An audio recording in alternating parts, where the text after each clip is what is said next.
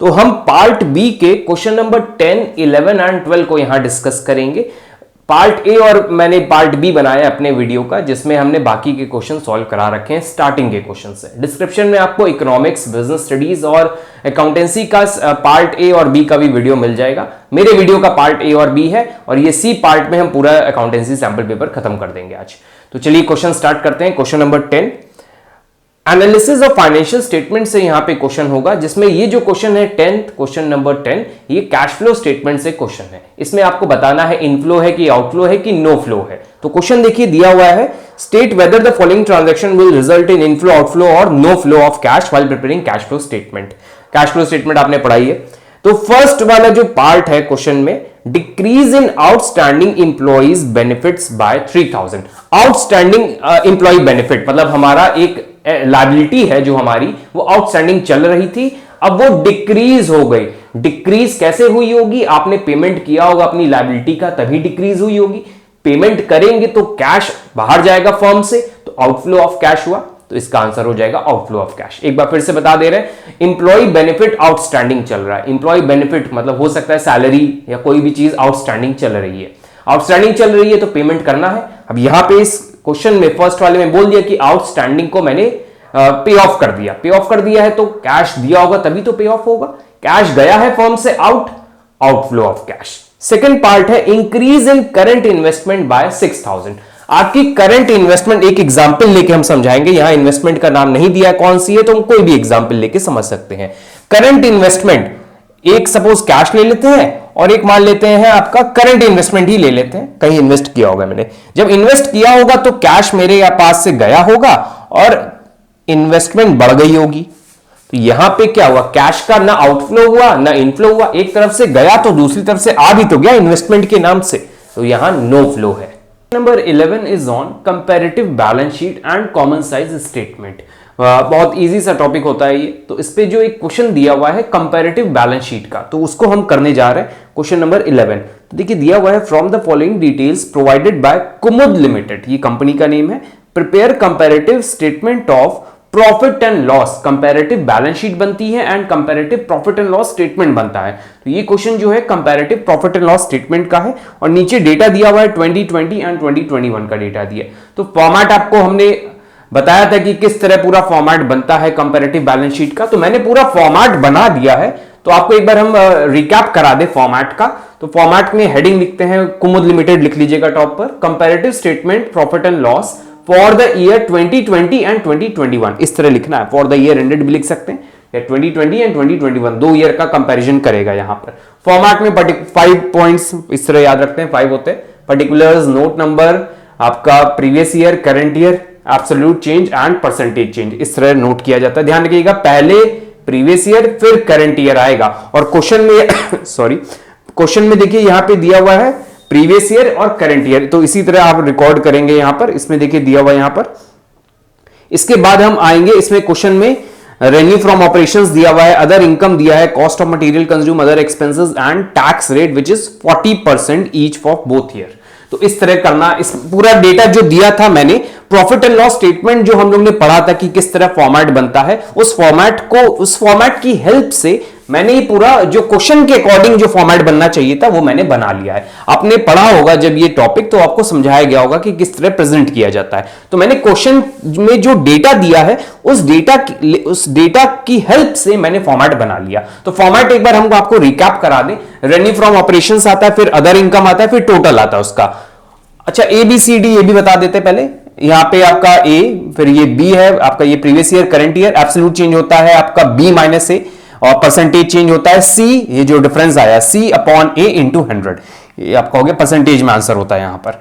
अब आते हैं ये फॉर्मेट क्या है। रेवेन्यू फ्रॉम ऑपरेशन और अदर इनकम लिखी जाती है पहले, जो दो सोर्स ऑफ इनकम होते हैं, तो दोनों को ऐड करेंगे तो हमने थर्ड कैटेगरी बनाई टोटल रेवेन्यू की। इन दोनों का एडिशन जो यहां पे लिखा जाएगा। तो रेवेन्यू वाला पार्ट खत्म हो गया। अब आते हैं एक्सपेंसेस वाले पार्ट में। एक्सपेंसेस में बहुत सारे हेड होते हैं, लेकिन आपको यहां पर हमने सिर्फ क्वेश्चन के अकॉर्डिंग प्रेजेंट किया है। क्वेश्चन में एक्सपेंसेस सिर्फ 2 दिख रहे थे हमें, तो cost of material consumed and other expenses. Main head है आपका एक्सपेंसेस, जिसके अंदर 2 कैटेगरी क्वेश्चन में दी है, cost of material consumed and other expenses. इन दोनों का टोटल एक्सपेंसेस यहां पे लिख लिए जाएंगे। तो मतलब मुझे मिल गया टोटल इनकम मतलब total revenue and total expenses, दोनों का difference is my profit before tax. तो यहां पे हमने लिख दिया प्रॉफिट बिफोर टैक्स 3 माइनस 5। तो 3 क्या है, रेवेन्यू वाला पार्ट, और 5 इज माय एक्सपेंसेस। तो इन दोनों का जो डिफरेंस आएगा वो यहां लिख देंगे, फिर 40% टैक्स लगा देंगे उस पे, टैक्स लेस होगा इसलिए मैंने टैक्स लेस कर दिया, फिर जो आंसर आएगा सिंपल। तो चलिए स्टार्ट करते हैं। रेवेन्यू फ्रॉम ऑपरेशन दिया हुआ है which is your 30 lakh and 35 lakh. तो हम यहां पे लिख लेते हैं, क्वेश्चन में देखते रहिएगा, 10 लाख एंड 35 लाख। डिफरेंस हो जाएगा मेरा बी माइनस ए, मतलब 35 lakh minus 30 lakh which is 5 lakh. अभी हम परसेंटेज वाला कैलकुलेट करके आपको दिखा देंगे। तो अदर इनकम में देखिए क्वेश्चन में दिया है 3 lakh and 4,50,000, then 3 lakh and 4,50,000। तो आपका बी माइनस ए हो जाएगा 1,50,000 विच इज पॉजिटिव। अब हम टोटल कर लेते हैं, टोटल रेवेन्यू निकालना है इन दोनों का total which is 33 lakh and 35 39,50,000। तो इतना हमारा कंप्लीट हो गया। अब यहां पे इससे मत टोटल करके लिखिएगा, आप यहीं पे कंपैरिजन करिएगा तो बेस्ट रहेगा। तो यहां से यहां आने पे कितने का डिफरेंस है, 6,50,000। तो यहां पे 6,50,000 हो जाएगा जो डिफरेंस है। अब हमें मिल गया टोटल रेवेन्यू जो हमारा क्वेश्चन में डेटा दिया था उसकी हेल्प से, हमने ये निकाल लिया। अब हम क्या निकालेंगे, परसेंटेज चेंज। तो परसेंटेज चेंज कैसे निकलता है, C upon A into 100. C is this, A is this, C is this, A is this, in the same way C is this and A is this. तो C कितना है यहां पर 5 lakh divided by A which is 30 lakh into 100 which is 16.6%. तो हम यहां पे answer लिख देंगे 16.6% लिखा हुआ है ऊपर। इसी तरह 1,50,000 divided by 3 lakh into 100 which is 50%. 50% हो जाएगा यहां पे। एंड इस वाले में देख लेते क्या है, 6,50,000 into 100 divide bye 33 lakh which is 19.69%। 19.69%। तो ये मेरा हो गया टोटल रेवेन्यू वाला पोर्शन कंप्लीट। अब इसके आगे हमारे क्वेश्चन में देखिए दिए हैं एक्सपेंसेस दिए हैं, तो अब हम एक एक एक्सपेंस को लेके स्टार्ट करेंगे। तो पहला एक्सपेंस है हमारा आपका कॉस्ट ऑफ मटेरियल कंज्यूम्ड का। तो कॉस्ट ऑफ मटेरियल कंज्यूम्ड का डेटा देखिए यहां पे दिया है जिसमें है 20 लाख एंड 23 लाख। तो कॉस्ट ऑफ मटेरियल के आगे हम क्या लिखेंगे, पहले 20 lakh and 23 lakh. B minus A is 3 lakh and C upon A भी हम कर लेंगे। अदर एक्सपेंसेस भी क्वेश्चन में दिए हैं 1 लाख एंड 1,20,000। 1 लाख 1,20,000। तो डिफरेंस हो जाएगा बी माइनस ए 20,000। अब हम टोटल एक्सपेंसेस भी निकाल लें। तो 21 लाख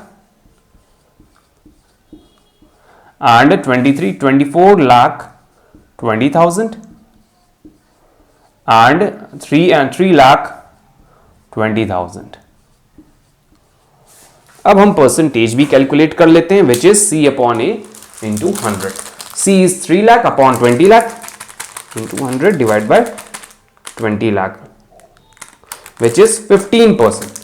सो this is 15%। Then 20,000 and 1 lakh into 100 divide by which is I think something is wrong. 20,000 into 100 divided by 1 lakh which is 20%. ये 20% आ जाएगा। अब इसका निकाल लेते हैं 3,20,000 into 100 divided by 21 which is 15.2%. ये मेरे एक्सपेंसेस वाला पार्ट कंप्लीट हो जाता है। अब आते हैं कि हमारा नेट प्रॉफिट कितना आया। तो नेट प्रॉफिट कैसे निकलेगा, 3 माइनस 5, 3 माइनस 5, तो इन दोनों को माइनस कर लेते हैं। 33 माइनस 21 विच इज 12। तो यहां पे 12 लाख मेरा प्रॉफिट आ जाएगा। एंड इन दिस 2420 और इधर भी 39 5 माइनस 242 विच इज 153 4 टाइम्स 0 153। तो ये हो गया हमारा प्रॉफिट बिफोर टैक्स। डिफरेंस निकाल लेते हैं C माइनस ए। तो 15 माइनस 12 लाख which is 3,30,000. अब परसेंटेज अभी हम निकाल लेंगे, टैक्स निकालते हैं 40%, 12 लाख का 40% 4,80,000. देन इसका भी निकालना होगा इंटू 40% विच इज 6,12,000. कुछ ज्यादा ही टैक्स जा रहा है, 40% तो लेस है, तो इसको हम ब्रैकेट में रख देंगे. और यहां से यहां आने में पॉजिटिव है, तो यहां पे भी निकाल लेते हैं 6,12,000 माइनस 4,80,000 विच इज 1,32,000. तो ये हमारा कंप्लीट होता है टैक्स वाला पार्ट. अब हम कैलकुलेशन करेंगे और देख लेते हैं कोई और डेटा तो नहीं दिया है क्वेश्चन में. तो क्वेश्चन में हमें यहां कोई और डेटा नहीं दिया है, सिंपल हमें कैलकुलेशन कर देनी है. अब हमें परसेंटेज के फॉर्म में हम नेट प्रॉफिट निकाल लेंगे, टैक्स माइनस करेंगे तो प्रॉफिट आफ्टर टैक्स, तो इन दोनों को माइनस कर लेते हैं. तो चलिए पहले कैलकुलेशन कर ले माइनस करके, फिर परसेंटेज वाला भी सॉल्व कर लेंगे. 12 lakh minus 4,80,000 which is 7,20,000. This is my profit. So I am changing my board marker, which is minus 4,80,000 which is 7,20,000. This is my net profit. Profit after tax 15,30,000 minus 6,12,000 which is 9,18,000. 18,000. आप लोग को calculator नहीं मिलेगा. 33 1 2 3 4 minus 1,32,000 which is 1 lakh. इसका हम difference निकाल लेंगे 1,98,000. एक बार हम चेक कर लेते हैं, सही दिख रहा है हमें 1,98,000. तो एक बार फिर से हम चेक कर लेते हैं 9,18,000 माइनस 7,20,000 9,18,000. अब परसेंटेज फॉर्म भी निकाल लेते हैं, तो ये वाला परसेंटेज निकाल लेते हैं 1,98,000 into 100 divide bye 7,20,000 which is 27.5%. अब ये दो निकाल लेते हैं, बहुत सिंपल हो गया. अब तो आप लोग को कैलकुलेशन समझ में आई गई होगी क्या है. 33 1 2 3 4 into 100 divided by 12 lakh which is 27.5%. 27.5%. and for this 1,32,000 and into 100 divided by 4,80,000 which is 27.5. So this is a whole question on comparative statement profit and loss.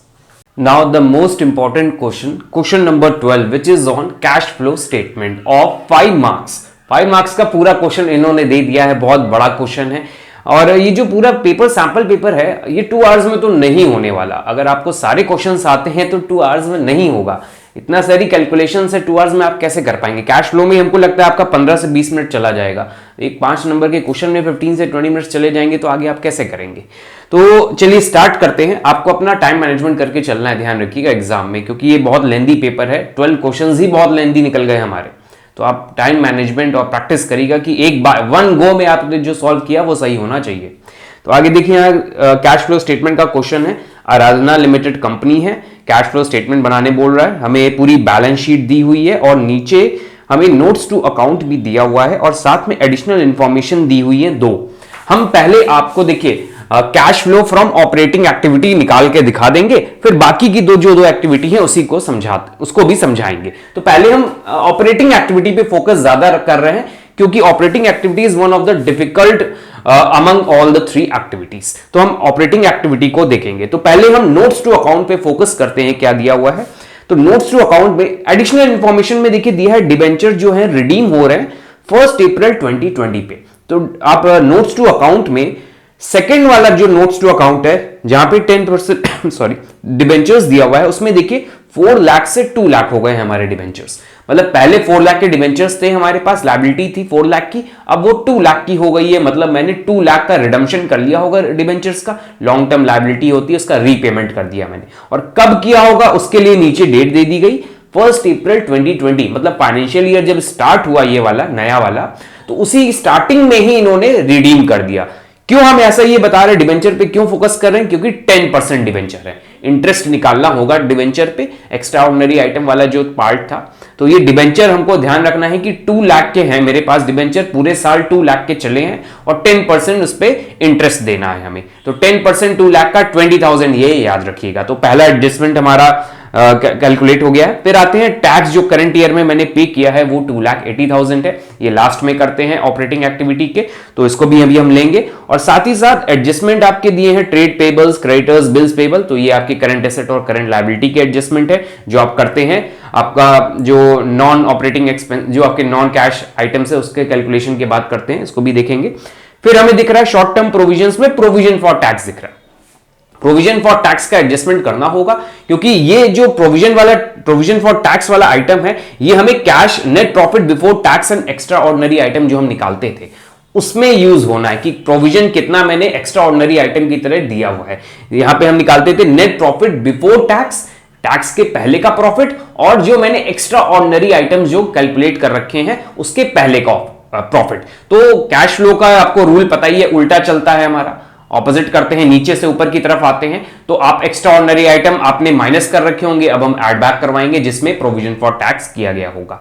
तो प्रोविजन फॉर टैक्स का एडजस्टमेंट करना है, उसके लिए अकाउंट बनाना पड़ेगा, क्योंकि opening balance और closing balance दिया हुआ है और नीचे टैक्स पेमेंट कितना किया गया ये भी दिया हुआ है। तो हम अकाउंट बना के आपको दिखाएंगे कि किस तरह पेमेंट किया गया है और कितना बैलेंस जो है करंट ईयर का प्रोविजन में ट्रांसफर किया गया है प्रोविजन फॉर टैक्सेशन में।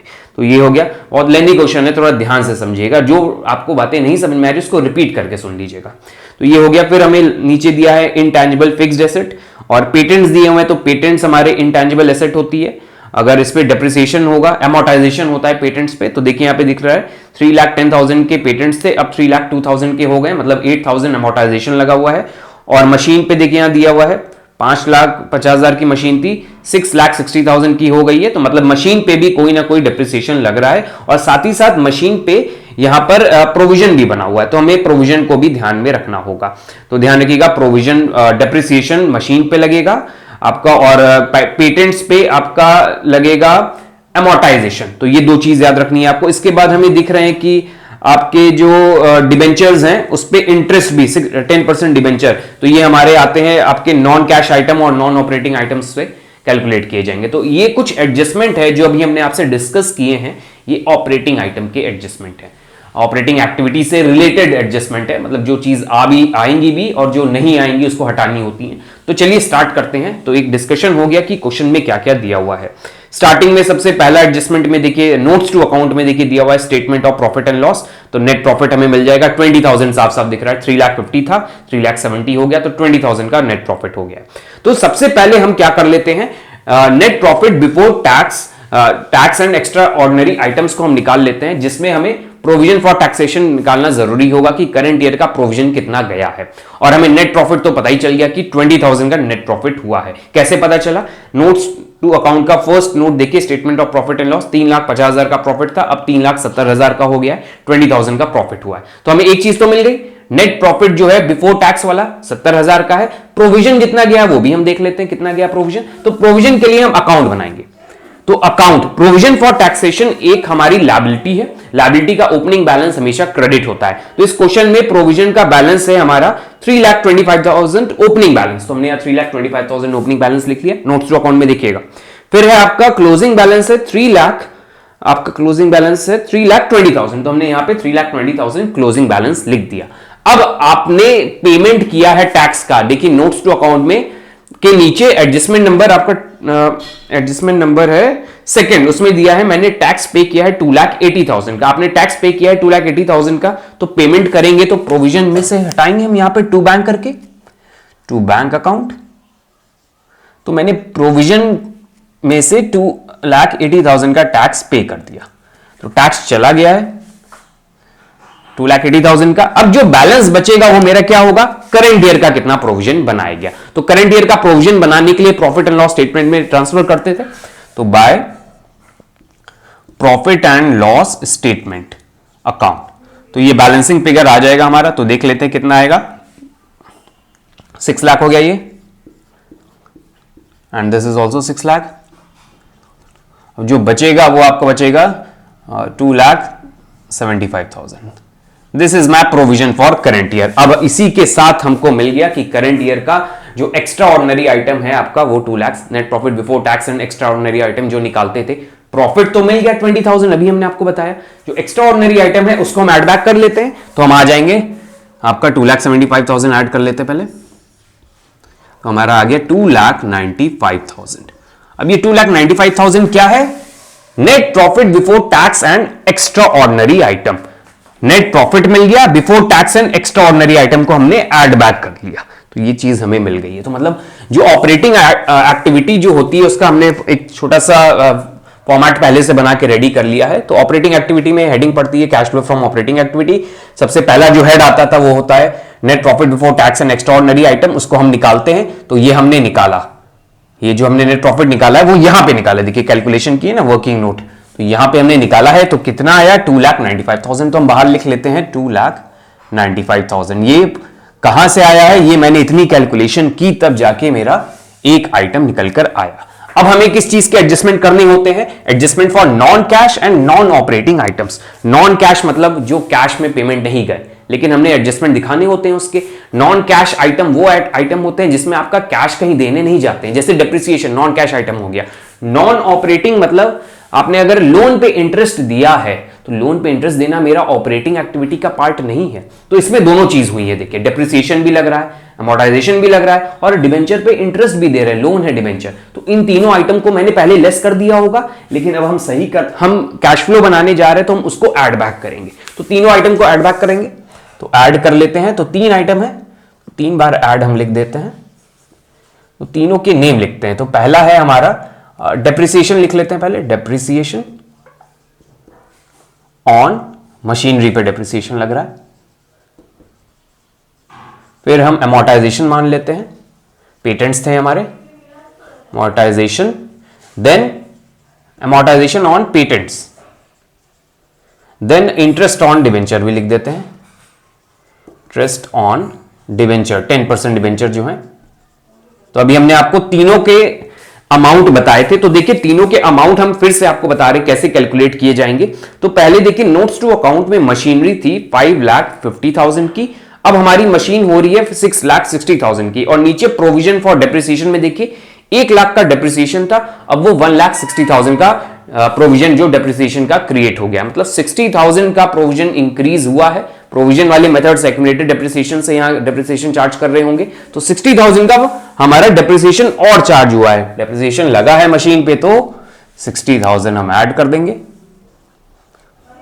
फिर है हमारा अमोर्टाइजेशन ऑन पेटेंट्स। तो पेटेंट्स पे कितना अमोर्टाइजेशन लगेगा? 3,10,000 है, 3,02,000 8,000 का। देन इंटरेस्ट ऑन डिबेंचर, अभी हमने आपको बताया था 2 लाख के डिबेंचर्स हैं और एक नीचे डेट दी है 1 अप्रैल को रिडीम हो रहे हैं, मतलब 4 लाख में 2 लाख के डिबेंचर करंट फाइनेंशियल ईयर के स्टार्टिंग में ही रिडीम कर दिए गए, तो वो तो बचा ही नहीं टाइम पीरियड। 2 लाख तो पूरे साल तक चले हैं, 2 लाख पे 10% आपका 2 था 20,000। ये एक्स्ट्रा ऑर्डिनरी आइटम का हम कैलकुलेशन कर लेते हैं और फाइनल अमाउंट बाहर लिख देते हैं। तो कैलकुलेट कर लेते हैं, तो इसका अमाउंट आ जाएगा 60, 70, 80, 88,000। तो ये फाइनल अमाउंट हमने 88,000 बाहर रिकॉर्ड कर दिया, 88,000। अब इसको करने के बाद मेरे पास क्या आएगा? Operating profit before working capital changes. तो इन दोनों को कैलकुलेट करके हम operating profit before working capital changes note कर लेते हैं। तो 2,95,000 एंड 88,000 को ऐड करेंगे तो हमारा आएगा 3,83,000। तो ये जो टोटल है, हमने यहां पे गलत लिख दिया, आप यहां पे मत लिखिएगा, डिटेल्स में इन सबको लिख लेते हैं क्योंकि कैलकुलेशन कर रहे हैं अभी हम। तो पहले यहां 2,95,000 लिख देते हैं, फिर इसका टोटल जो है 88,000 है, और इन तीनों आइटम को हम अंदर साइड में लिख देते हैं। तो डिप्रिसिएशन है हमारा, तीनों का डिप्रिसिएशन हम देख लेते हैं। दिया 68, मशीन पे था 60,000, 8,000 and then and last is your, last में है 20,000 जो है इंटरेस्ट ऑन डिबेंचर्स है, तो 20,000। तो इसका टोटल 88,000 हमने यहां नोट कर दिया, और इन दोनों का टोटल हमारा आ रहा है 3,83,000। तो ये हमारा आ गया operating profit before working capital changes. तो ये कितना आया? इन दोनों का एडिशन 3,83,000। ये हो गया हमारा operating profit before working capital changes. I think एक बार इसका छोटा सा रिकैप जरूरी है। हमने सबसे पहले क्या किया, प्रोविजन फॉर टैक्सेशन से कितना करंट ईयर का प्रोविजन गया है वो निकाला है। फिर नेट प्रॉफिट जो क्वेश्चन में दिया था statement of profit and loss, तो उसमें डिफरेंस से हमने 20,000 का नेट प्रॉफिट निकाला और ये जो बैलेंस है इसमें ऐड बैक किया तो हमारा 2,95,000 आ गया net profit before tax and extraordinary item. अब इसके बाद हमने क्या किया, adjustment for non cash and non operating items को एडजस्ट किया, तो जिसमें 3 चीजें थी तो तीनों को ऐड बैक किया और दोनों को टोटल किया तो हमारा आ गया operating profit before working capital changes. हम अपनी बैलेंस शीट की तरफ चलते हैं जहां पे करंट एसेट और करंट लायबिलिटी का एडजस्टमेंट देना होगा। तो इसके पहले का जो प्रॉफिट है operating profit before working capital changes, अब हमें कौन से एडजस्टमेंट देने हैं, current asset and current liabilities के, जिसमें देखिए एक बैलेंस शीट पे वापस आ रहे हैं तो बैलेंस शीट की हेडिंग में देखिए हमें दिख रहा है करंट लायबिलिटी दिख रहा है जिसके अंदर ट्रेड पेबल्स दिख रहे हैं। देखिए पॉइंट नंबर 3 बैलेंस शीट में, देखिए पॉइंट नंबर 3 में करंट लायबिलिटीज के अंदर ट्रेड पेबल्स दिए, फिर शॉर्ट टर्म प्रोविजंस दिए, तो प्रोविजन से अभी हमें कोई मतलब नहीं है। फिर हम आएंगे ट्रेड पेबल्स की तरफ, तो इसका नोट नंबर 3 है। अब हम आते हैं नोट नंबर 3 पे, तो नोट नंबर 3 में ट्रेड पेबल्स में 2 चीजें हैं, क्रेडिटर्स एंड बिल्स पेबल।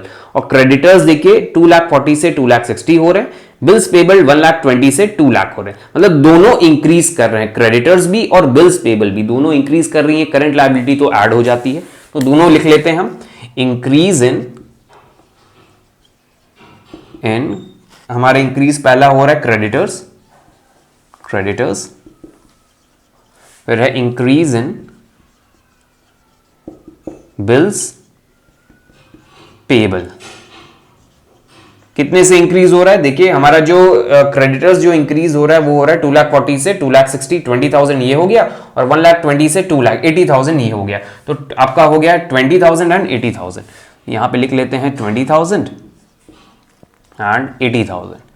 ये जो इंक्रीज हुआ है ये अमाउंट यहां पे आ जाएगा, तो इसका टोटल हो जाएगा। फिर इसके बाद हम आएंगे आगे, अब लेस वाले भी कुछ आइटम होंगे, तो हम आते हैं करंट एसेट की तरफ। तो करंट एसेट में आते हैं, तो बैलेंस शीट में देखिए फॉर्मेट में करंट एसेट नीचे इन्वेंट्री है, ट्रेड रिसीवेबल्स है, कैश एंड कैश इक्विवेलेंट तो कोई मतलब नहीं है। तो इन्वेंट्री क्या हो रही है, 2,70,000 से 2,90,000 की हो रही है, मतलब कैश गया है हमारे पास से। तो इंक्रीज आपका लेस डिक्रीज, इंक्रीज हो रही है कि डिक्रीज, तो इंक्रीज इन इन्वेंट्री हो रही है यहाँ पे, इंक्रीज इन्वेंट्री इंक्रीज करेगी तो आप पेमेंट करेंगे कैश का, तभी तो इन्वेंट्री आएगी। पेमेंट की हम कैश फ्लो बना रहे तो कैश गया ना हमारे पास से, increase in inventory, inventory increase हुई है। फिर हमारा ट्रेड रिसीवेबल भी इंक्रीज हुआ, तो है आपका इंक्रीज इन ट्रेड रिसीवेबल। तो दोनों का अमाउंट देख लेते हैं कितना इंक्रीज हो रहा है। तो हमारे जो इन्वेंट्री इंक्रीज हो रही है वो 20,000 से और ट्रेड रिसीवेबल भी 20,000 से, 20,000 ब्रैकेट में कर देते हैं क्योंकि दोनों इंक्रीज हो रही है, और यहां एक लाइन ड्रॉ करें और इसका कर लेते हैं 40,000 यहां से गया तो 40 यहां से गया, 60,000 बाहर की तरफ आ जाएगा। तो ये हो गया हमारा कैश फ्लो फ्रॉम आपका operating profit before working capital changes का अमाउंट आ गया। अब हमें मिल ही गया कि कितना हमारा कैश फ्लो जनरेट हुआ है, cash generated from operating activity, फिर इसमें हम टैक्स माइनस कर देंगे।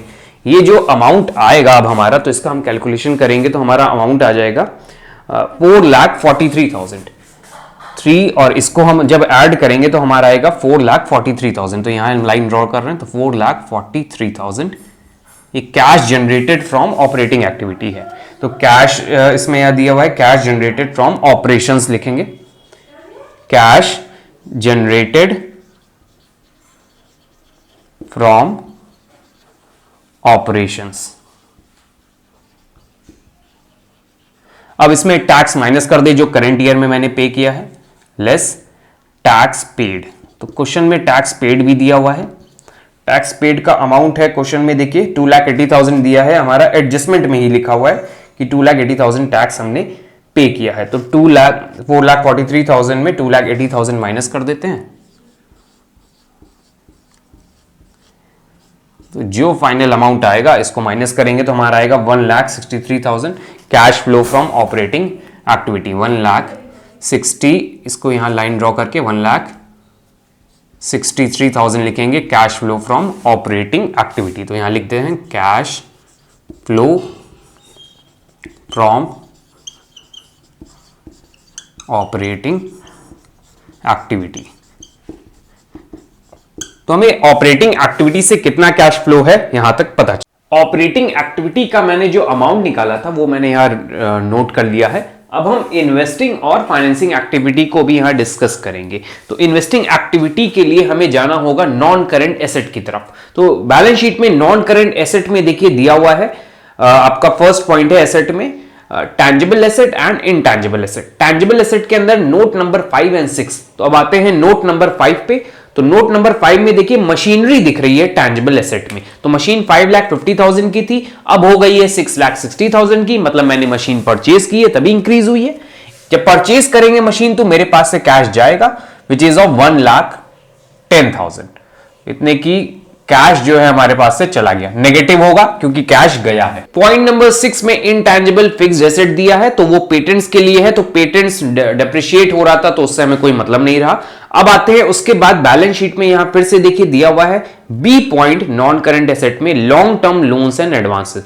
4 लाख से 4,30,000 के लोन्स एंड एडवांसेस हो गए हैं। मतलब मैंने लोन्स एंड एडवांसेस दिए होंगे, 30,000 और दिए तो कैश आउटफ्लो हुआ। तो और कोई यहां पे नॉन करंट एसेट का पार्ट में कुछ नहीं दिया है। तो ओवरऑल मेरा क्या आ जाएगा, कैश आउटफ्लो होगा फ्रॉम इन्वेस्टिंग एक्टिविटी। तो यहां लिख लेते हैं कैश आउटफ्लो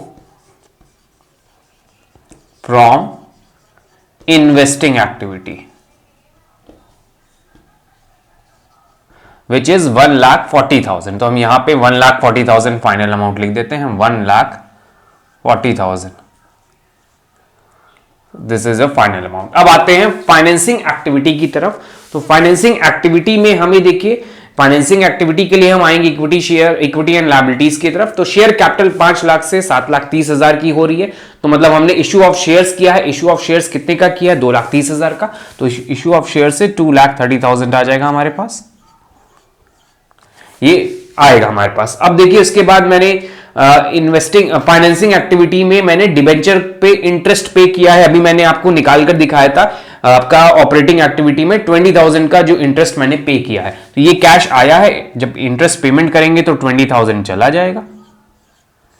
और लास्ट में मैंने एडजस्टमेंट में देखिए दिया हुआ है, लास्ट जो नोट्स जो अकाउंट के नीचे एडजस्टमेंट दिया है, डिबेंचर रिडीम हुआ है 2 लाख का डिबेंचर जो रिडीम किया गया है, तो मतलब पेमेंट हुआ है, तो डिबेंचर रिडीम हो जाएंगे।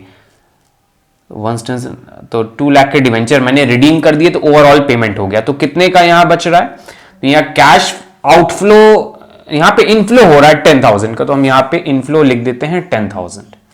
और ये नेगेटिव होगा क्योंकि ये पूरा आउटफ्लो है। तो ओवरऑल हमें मिल गया, यहां पे आप लिख लीजिएगा cash inflow from financing activity, ये पॉइंट आप लिख लीजिएगा।